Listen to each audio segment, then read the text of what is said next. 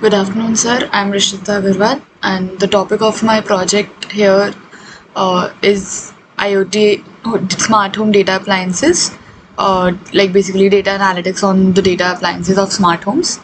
And these are my four files: data processing.ipynb, model.py, consumer.py, and producer.py. I'm running my project on Ubuntu WSL. So first I'll show you the data processing IPNB. This file is responsible for creating the training and the testing dataset so that I can train my model on the training dataset and then later send the testing dataset through the producer to the consumer and predict the values later on. So yeah, starting with the data processing IPNB. These are some of the important libraries that I've installed, which are Kafka, Python, PySpark, NumPy, Pandas, Plotly for plotting, and these are all the imported libraries. So then I needed a Java version of 11 here, so I installed that and like shown here. And then I have created a Spark session called Kafka integration and started it. Okay, so like I have divided this particular file into two parts, the part 1 and the part 2. The part 1 is simply some data processing and prediction on this data set itself. This data set is not used further because like this was I did not find it suitable for doing predictions. I used another data set for predicting what I actually have to predict, which is like what I have decided I will predict is the optimal room temperature based on outside temperature, which will keep my price below some particular threshold for a day. So yeah, I'm not using this particular data set for it, but this data set I've used for some other direct prediction on linear regression and then visualized it. So I'll show you that. Yeah, this is the data frame. It has a lot of columns, but I won't be using all of them. I'll remove the wind speed and mean pressure columns because like it'll complicate it a lot. I'm just using mean temperature and humidity columns. So keeping only the temperature and humidity columns, I'm dropping these two columns, and there are 1462 rows. Also, this data set was very small, like I wanted a larger data set for my prediction purpose and training the model purposes. So yeah, this was also one of the reasons why I did not choose this particular data frame as my final data frame. Then this is like mean humidity and standard deviation of my humidity, and I've printed these things.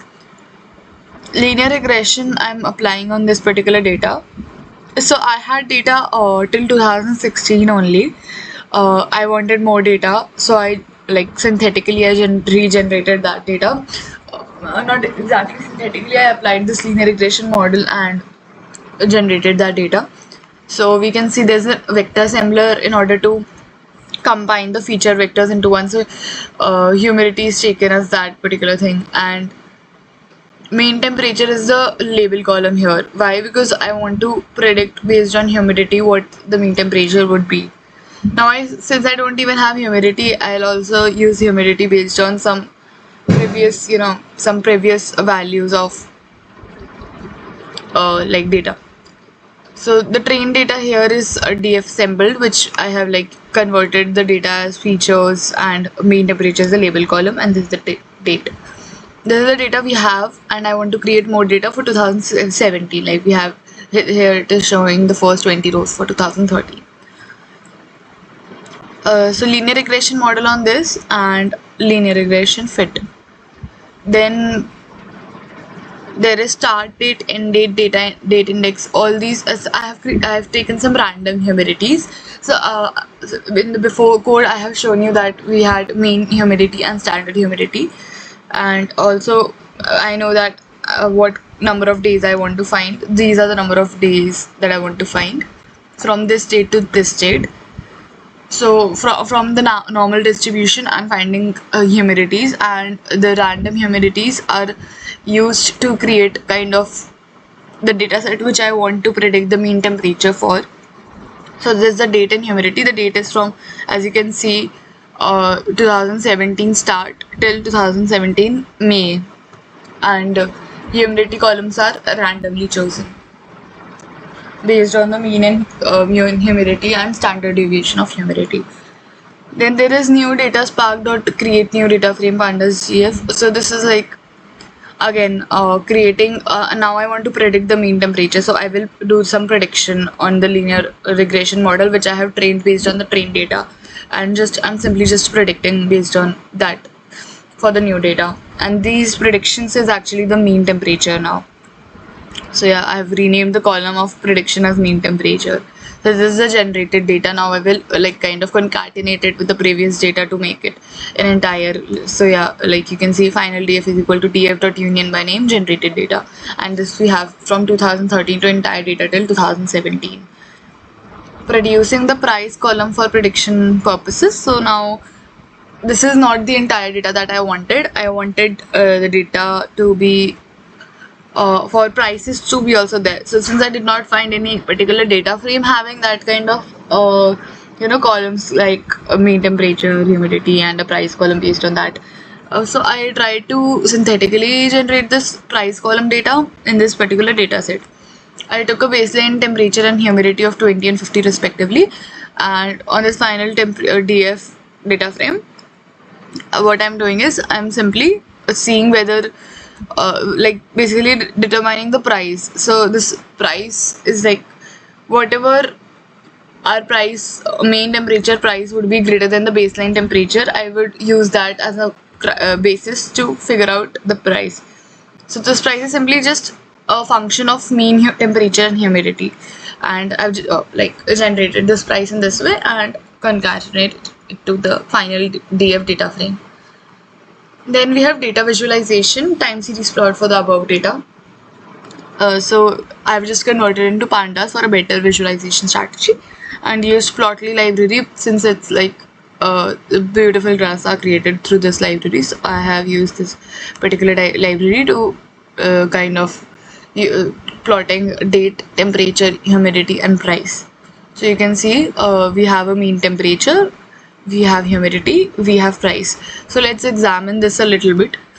We can see that May 2013 we have a mean temperature of 38, let's say, and May 2013, let's go here, see May 2013 we have a humidity which is low, which is on the lower, comparatively lower bounds. Like we have a high humidity of 92, but we have a low humidity of like 20s and 20s and 19s.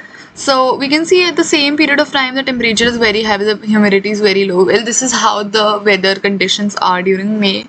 We know that the humidity is really low. It is a summer region, summertime. So summertime the temperature is really high because we are talking about Delhi. So we can confirm with these characteristics. So this graph complies with the actual kind of actual temperature and climate conditions. And this is the price. So price high during this May 2013 because price depends both on humidity and temperature. The temperature is really high, the price is really high. Let's see where the price is low. Here the price is low, so there is humidity and the temperature is really low here. So humidity, here the humidity will also affect it in such a way that you'll say humidity is high while the price isn't high. So because the humidity, we are using square root of humidity for price prediction, so that kind of decreases the effect of humidity, and temperature is more into picture.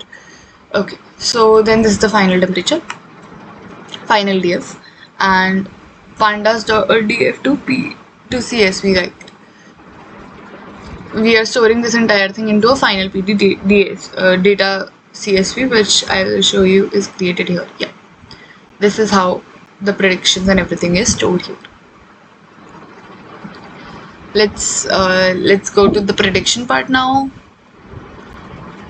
Yeah, so now for a new data, for the what we say the test data, we have divided into two, the test data and the train data, and I'm running this model on a random forest regressor using the training data and seeing what is the RMSE value of the evaluator based on the test data, and we see the RMSE to be 1.38, which is quite fine.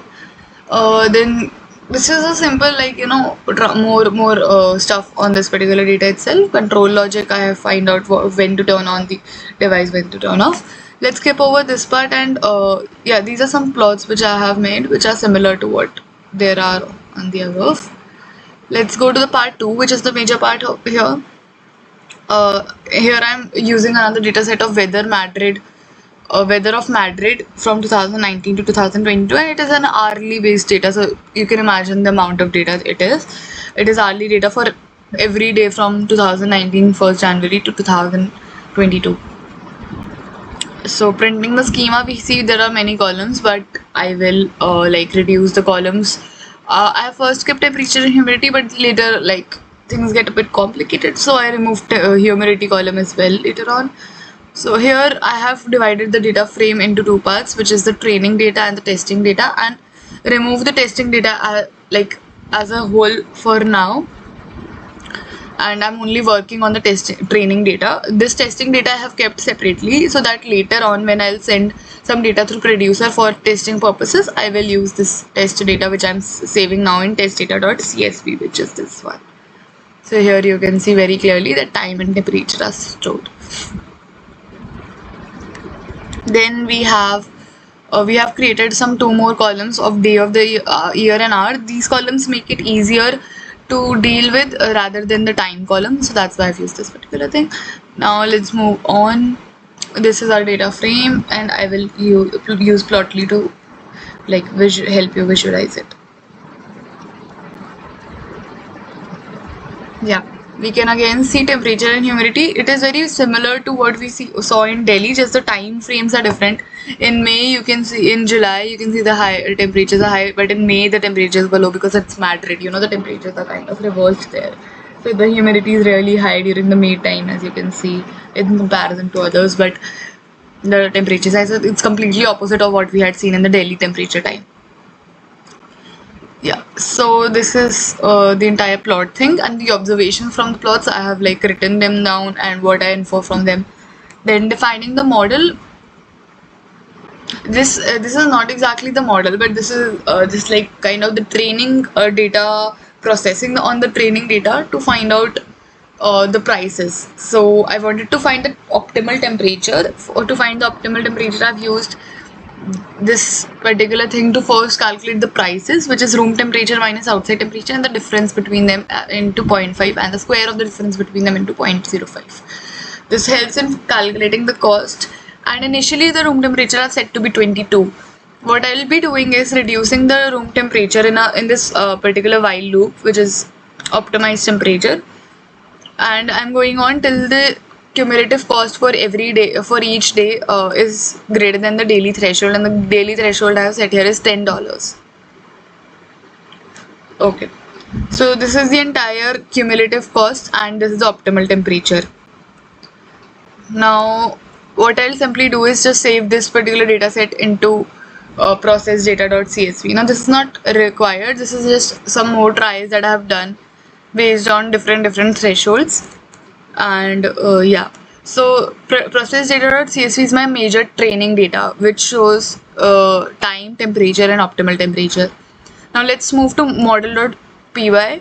I will first tell you what there is in this. So this model.py contains a lot of functions, load and preprocessed data. Its major function is to train the data based on the training set, and when I'll be calling this model.fit function from my consumer file on every row of my test data, then it will help me predict the optimal room temperature in that ways.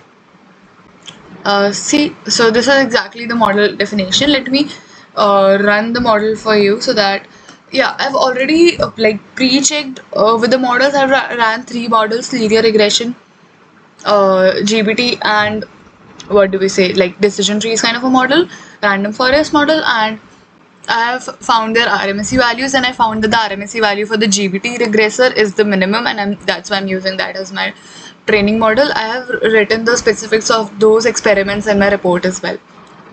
So let me run this file for you. So python model.py.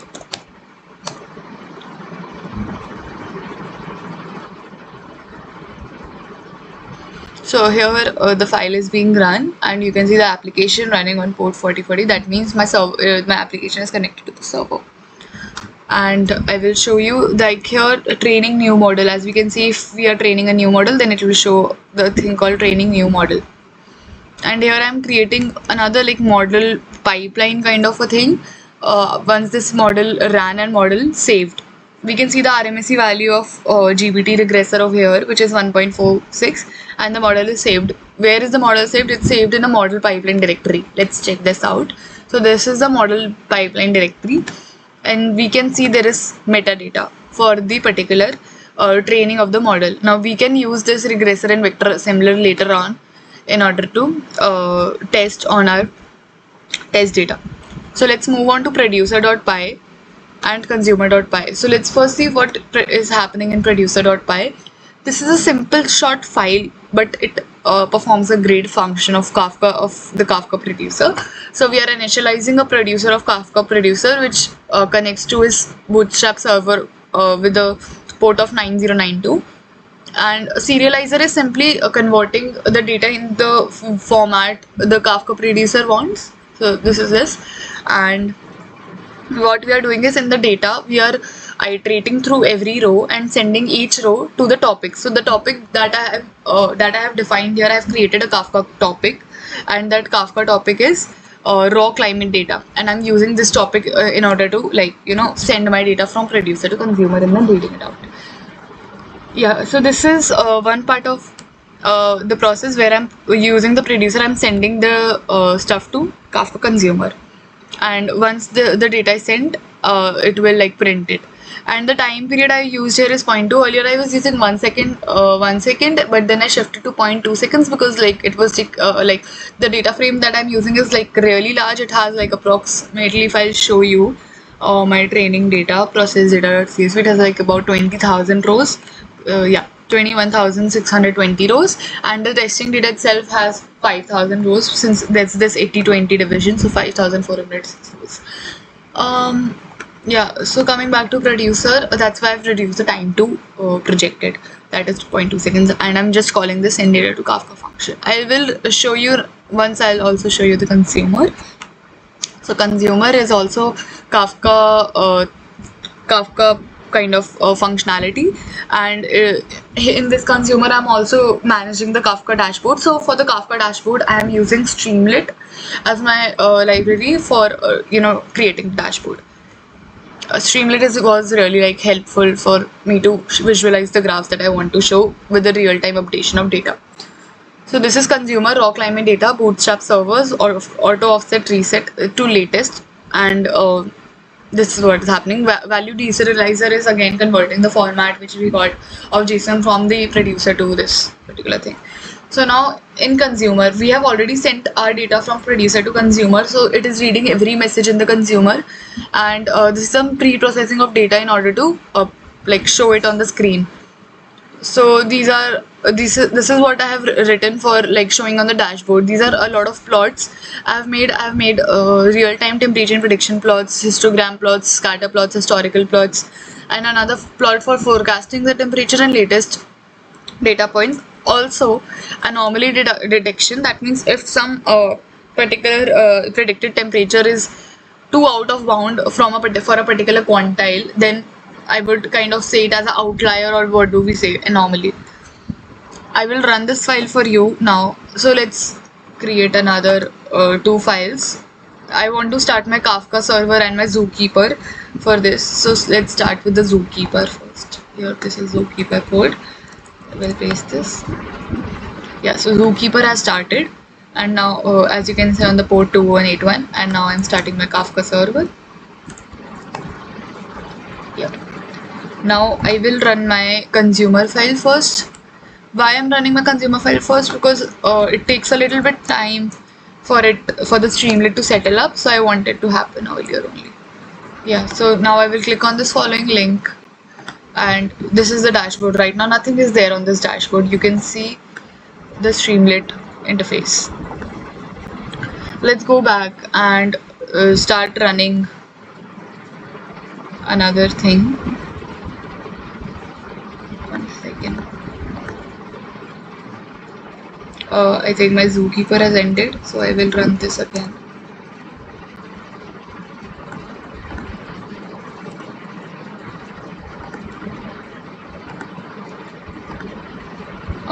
Yeah, and I will now run my producer file. So you can see every row of data is coming, scent, time, temperature, everything. And on consumer, we need to see the changes. Let's reload it. So now I will start with my consumer dashboard. I will show you that when I'll run my producer, it will produce dynamic data here. So we can see that the dynamic data generation has started here. For every row is being added one by one in this particular place, and you can see it keeps on adding. And there are 4 different types of graphs: real-time temperature and prediction, which keeps on updating as new values come in; the historical histogram of temperature, which keeps on changing with the temperature values; and the scatter of temperature and prediction, which kind of displays the relationship between the temperature and the predicted optimal room temperature. The historical data of temperature shows how the temperature has been changing through different time periods, and forecasting future temperature is like very much depended on historical data, because it smoothens this historical data and uses different time frames to predict what the temperature can be in future. And this is the later temperature and prediction plot, which keeps on changing as new values of temperature and prediction comes in. You can see another line called anomaly detected at this particular time frame, and temperature is this. So this keeps on changing because these are treated similar to as we treat outliers. A threshold for quantiles has been set, and if any temperature goes out of that, then we know that an anomaly has been detected or an outlier has been detected. This can be used later on to plot or notice the outliers from this particular data. So I hope that is clear. And yeah, so this was what my consumer data dashboard was. It contains dynamically changing graphs, dynamically updated data, which is like a lot now, and forecasting as well. So this was me and my project. Thank you.